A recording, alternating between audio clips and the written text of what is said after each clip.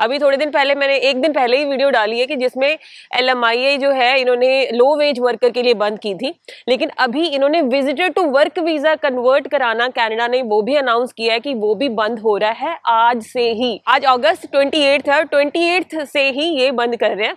Basically ये जो start हुआ था विजिटर टू वर्क वीजा, ये कोविड के टाइम पे स्टार्ट हुआ था और इसकी जो एक्सपायरी डेट थी वो अभी जो इन्होंने एक्सटेंड किया था 2025 फरवरी तक किया था। मतलब चाहते तो रुक भी सकते थे 2-4 महीने, लेकिन नहीं, आज ही on the spot abruptly announce किया जाता है कि visitor to work visa stop किया जा रहा है। Canada is ending that. Not just this, there are few major other updates that I will share with you in this video. चलो जी, without any further ado, let's talk about that. Before we jump on the detailed news, मैं आपको थोड़ा सा background दे देती हूँ क्योंकि हर बंदे को पूरा प्रोसेस नहीं पता होता। जब आप कनाडा में एज अ विजिटर आते हैं, कुछ लोग तो इसीलिए विजिटर आते थे कि वहां जाके हम विजिटर को वर्क वीजा में कन्वर्ट करा लेंगे। अब विजिटर को वर्क वीजा में कैसे कन्वर्ट कराते हैं? आपको LMIA चाहिए होती है, यही एकमात्र तरीका है। मतलब जो आपको जॉब देगा एम्प्लॉयर, वो आपको LMIA ये भी साथ में देगा। और कोविड के टाइम पे बहुत ज्यादा लेबर शॉर्टेज थी, तब कनाडा को जरूरत थी और उस टाइम पे इन्होंने कहा ठीक है भाई, अगर आप विजिटर यहाँ पे आ गए हो तो आप विद इन कंट्री ही आप अपने विजिटर वीजा को वर्क वीजा में कन्वर्ट करा सकते हो। पहले ऐसे नहीं हुआ करता था कि पहले आप विद इन कनाडा में विजिटर आए हो, वहां आके आप ऑनलाइन अप्लाई करा लो, ऐसा नहीं होता था। आप बॉर्डर पे जाते हो, बॉर्डर पे जाके फ्लैग पोलिंग करते हो, तब विजिटर को वर्क वीजा में करा सकते हो, या फिर आप आउटसाइड कंट्री से अप्लाई करते हो तो करा सकते हो। इन्होंने टेम्परेरीली एक पॉलिसी बनाई जो एक्सपायर होनी थी, जैसे मैंने आपको बताया फरवरी 2025 में, लेकिन आज की जो अनाउंसमेंट आई है 28 अगस्त को, उसमें आप अपनी स्क्रीन पे देख लेना, मैं आपको शो कर देती हूँ। उसमें लिखा है, कनाडा की ऑफिशियल वेबसाइट है, Canada ends temporary public policy. ये टेम्परेरी थी क्योंकि एक्सपायर होने वाली थी। Allowing visitors to apply for work permits from within the country. So within the country आप ऑनलाइन अप्लाई नहीं कर सकते, आपको अपनी बैक होम कंट्री में जाके ही विजिटर को वर्क में कराना है।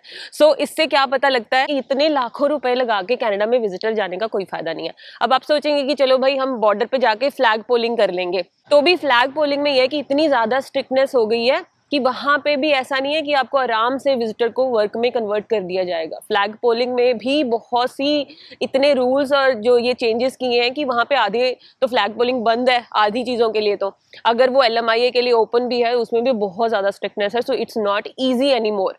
पहले हुआ करता था, आपको कोई बंदा मिलेगा बोलेगा मैंने विजिटर को वर्क में करा दिया, दैट इज ओके, बट अब वो सिचुएशन नहीं है। अब आपको कोई फायदा नहीं है यहाँ पे विजिटर आने का, इतने पैसे लगा के, और यहाँ पे आप विजिटर को वर्क नहीं कर पाओगे विद इन कंट्री। अगर वापस अपनी होम कंट्री जाओगे तब कहीं जाके आप वर्क वीजा ले सकते हो LMIA वाला।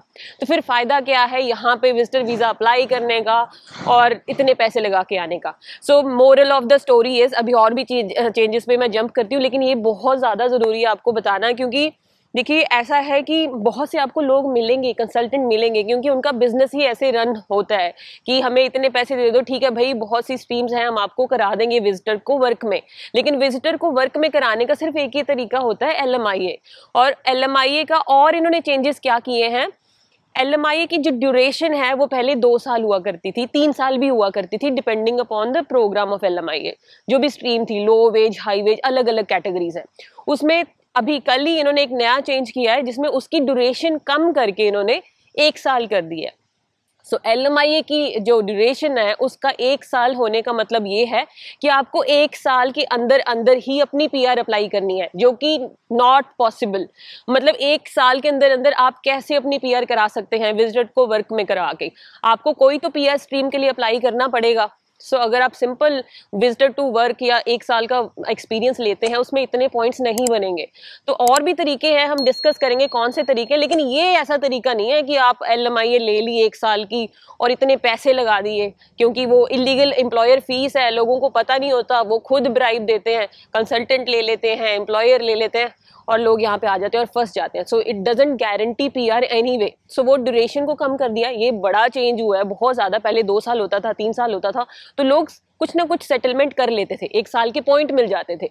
लेकिन 1 साल के पॉइंट, अभी जो एक्सपीरियंस है 1 साल का, इसमें तो पॉइंट तब मिलेंगे ना जब आप 1 साल से ज्यादा रुक पाओगे। 1 साल पे तो आपकी एक्सपायरी है, उसके बाद एक्सटेंशन एम्प्लॉयर्स को मिलनी बहुत मुश्किल है।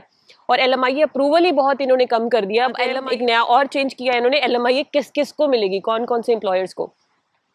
जहां पे जिस सिटी में, पहले तो सिर्फ क्वेबेक में ये आया था कि क्वेबेक ने लो वेज LMIA बंद की है, लेकिन अभी ये ऑल ओवर कनाडा लागू कर दिया इन्होंने कि किसी भी सिटी में जहां पे 6% अनएम्प्लॉयमेंट रेट है वहां पे तो एम्प्लॉयर LMIA दे ही नहीं सकता। मतलब that is the actual rule now. और 6% अनएम्प्लॉयमेंट रेट है कनाडा में, बहुत बड़ी सिटीज में है। सो उन सिटीज में तो आपको LMIA मिलेगी ही नहीं। So that is not possible at all. So ये अलग इन्होंने रूल बना दिया कि 6% वाले LMIA देनी ही नहीं है। अपने जो यहाँ के लोग हैं, अपने वर्क परमिट वाले हैं, अपने PGWP वाले हैं, या फिर अपने PR हैं, सिटीजन हैं, असाइलम सीकर हैं, उनको पहले लो। विजिटर टू वर्क वालों को तो ऑप्शन ही नहीं है। ठीक है। उसके बाद तीसरा चेंज इन्होंने क्या किया है, पहले होता था कि एम्प्लॉयर जो है उसको 30% कोटा होता था एलोकेट, कि जितनी उसके पास वैकेंसीज हैं उसमें से 30% वो टैलेंट आउटसाइड कनाडा से टेम्परेरी फॉरेन वर्कर्स जो भी है उनको LMIA दे के बुला सकता है। उनको पहले इन्होंने कम किया 20%।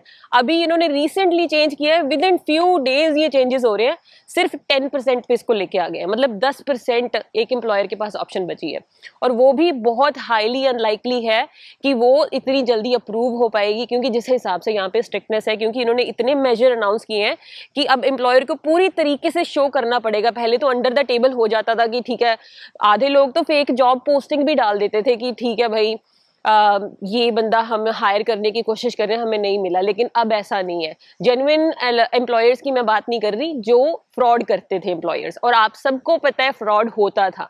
लेकिन हैरानी की बात यह है कि अब गवर्नमेंट को पता लगा है कि ये सारे फ्रॉड हो रहे हैं।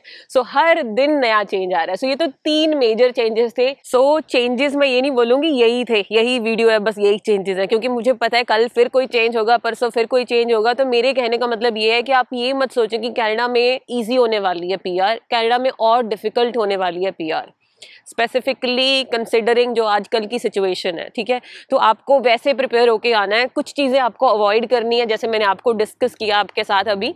तो विजिटर टू वर्क वीजा तो डेफिनेटली अभी के लिए तो आपको अवॉइड ही करना है।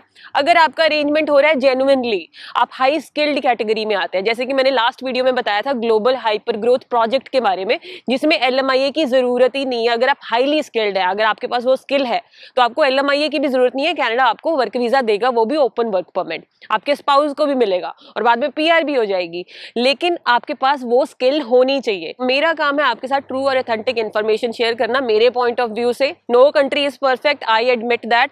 लेकिन आज की जो सिचुएशन है, जो रूल्स चेंजेस हो रहे हैं, वो बहुत ज्यादा आजकल मैं बोलूंगी कि not easy any more to get the PR, but there are programs, जैसे मैंने आपको बताया global hyper growth project, not just this program, French है, आप वो सीख सकते हैं। अभी रिसेंटली मेरी किसी के साथ कॉल पे बात होके हटी है, वो स्टूडेंट ही है, जहाँ एक तरफ स्टूडेंट्स प्रोटेस्ट कर रहे हैं कि हमारा वर्क परमिट एक्सटेंड करो, हमारी PR नहीं हुई, उस बच्चे की PR हो गई है, वो भी इस टाइम पे। सो नॉट जस्ट हिम, बहुत से ऐसे और एग्जाम्पल्स भी हैं। उसने ऐसा अलग क्या किया, क्योंकि वो इन डिमांड ऑक्यूपेशन में आता था, उसने इलेक्ट्रीशियन का डिप्लोमा यहाँ पे किया, और इलेक्ट्रीशियन फील्ड में ही उसने जॉब की, जो कि इन डिमांड है, उसका कम स्कोर पे भी इनवाइट आया और उसकी PR हो गई। सो वही है कि आपको पता होना चाहिए आप कौन सी फील्ड में हो। सो आई होप ये वीडियो आपको अच्छी लगी होगी। बाकी मुझे लगता है और भी चेंजेस आएंगे, तो उसके लिए आप इस चैनल को सब्सक्राइब कर सकते हैं, लाइक कर देना वीडियो अगर अच्छी लगी तो। जल्दी से जल्दी मैं कोशिश करूंगी कि आपके साथ up to date information share करती रहूं। आप मुझे इंस्टाग्राम, टिकटॉक और फेसबुक पे भी फॉलो कर सकते हैं, वहां पे शॉर्ट फॉर्म कंटेंट जल्दी आ जाता है। और मेरी चैनल की ID है Sandy talks Canada. And if you have any question related to study abroad, career और life in Canada, you can also book 1-on-1 call with me. That's it for today. Thank you so much for watching. मिलते हैं अगली video में। Till then take care, bye bye.